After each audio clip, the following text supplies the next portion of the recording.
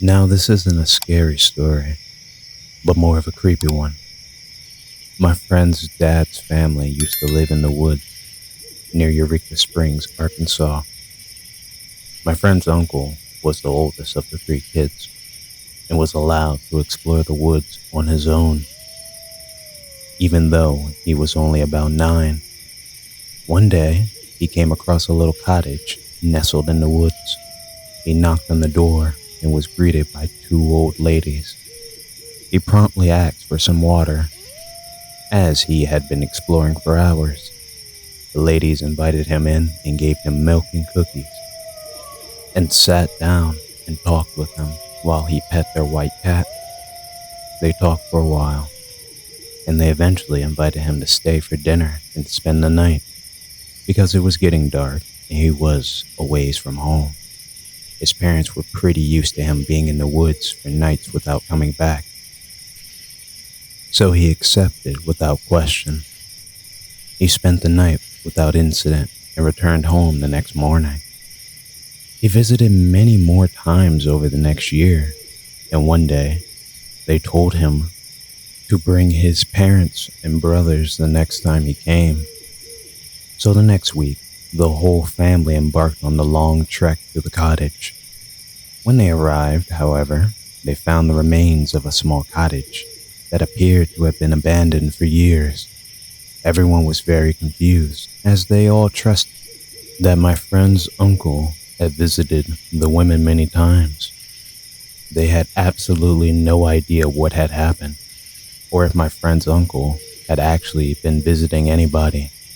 To make things even weirder, as they were leaving, an old, skinny white cat ran past them, darting into the woods, leaving them in utter shock.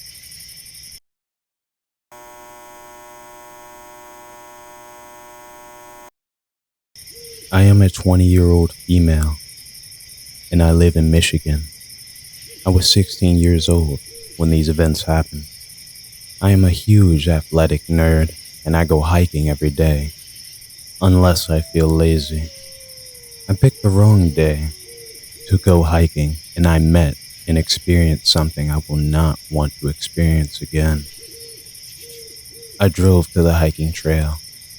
I go just about every time I want to go hiking, and to this day, I saw a creepy guy looking at me like he would be in his 30s, but me being stubborn and hard-headed as I was back then, I ignored my gut and went and started jogging on the trail.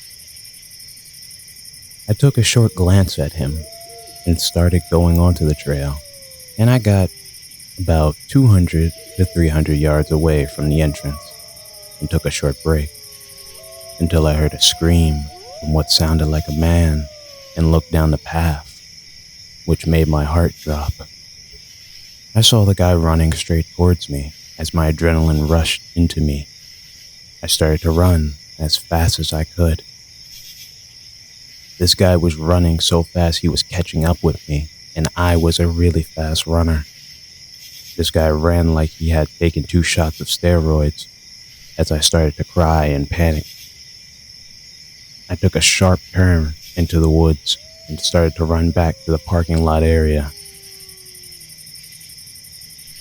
I kept hearing his footsteps not too far behind me once again. As I kept running, the footsteps started to grow slower as I was getting closer and closer to the parking lot. At last, I made it to the parking lot and cried tears of joy as I took out my cell phone and called the cops. Not so long after they arrived and searched and found the man.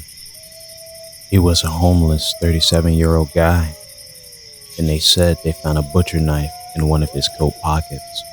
To this day, I am glad I did ROTC throughout high school, or else he would have had an energy advantage over me. The creepy maniac homeless guy. Let's not meet ever again.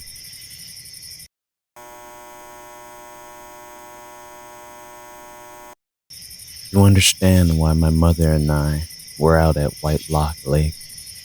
I have to give you a little background on us. My mother and I run a reef business in a quiet northern Michigan town.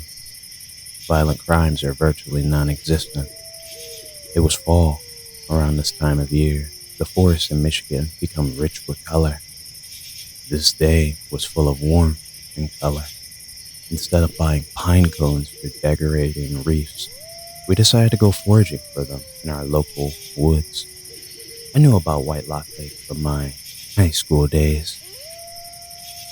Some of my friends and I went out there a couple of times to party. It's a small camping area with about 3 sites.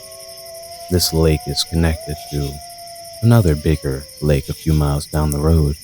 It is in a small old lodging town called Jennings. Population 20, maybe a little less or more. The times I went out there as a high school student, it never had a strange feeling in the air. The day my mother and I went to forage, the air was thick with fear, and we felt like we were being watched. We thought maybe it was just a small woodland creature hiding and watching, waiting for us to leave, so we continued. About an hour goes by, and we decided to move on. We moved to where the forest meets the water. There are cute, tiny little baby pine cones that we use for our tabletop reefs. Shortly after, we found ourselves at the edge of the lake. We heard a few gunshots from across the lake. We live in northern Michigan. People are getting ready for hunting season around this time of year, so we shrugged it off. We got into our car and moved down the trail. When we got out of my car, I noticed quite a few shotgun shells on the ground. Again, it's not uncommon to find shells of any sort on the ground this time of year. We continued. We were at the end of the trail, with the last 2 campsites on either side of the trail. We continued foraging for about 20 more minutes. As we walked across the trail to the next site, we noticed something very strange. At the very opening of the campsite, we noticed a tall 5-foot or 6-foot wooden pole. On top of that pole, we saw 2 leather straps wafting in the wind. To us, that was strange. Why would someone want leather straps on a pole? Of course, we put it out of our minds and continued. A short while later, we stumbled upon an old, beat-up mattress that looked like it had been there for a while now. As we get closer to the mattress on the ground, around it, it was very mucky. As soon as you stepped somewhere, you sunk about half a foot down. People dump garbage in the woods a lot up here. When we started walking past it to get the pine cones on the other side, this horrible smell seeped into our nostrils. We both looked at each other at the same time and got the hell out of there. By now, we're scared out of our wits. As we were driving out of the trailhead, we were met by a guy in a red Cadillac type vehicle. The look on his face scared the bejesus out of us. Maybe it was a coincidence. Maybe it was all in our heads. I would like to think that my mother and I have a good sense of that sort of thing.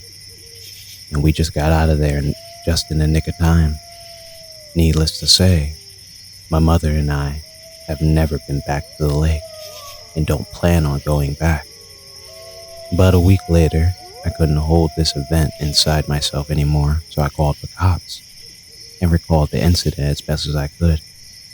They said they would look into it, and I haven't heard anything since. This happening still haunts me to this day. I'm always thinking about what may have actually happened out there.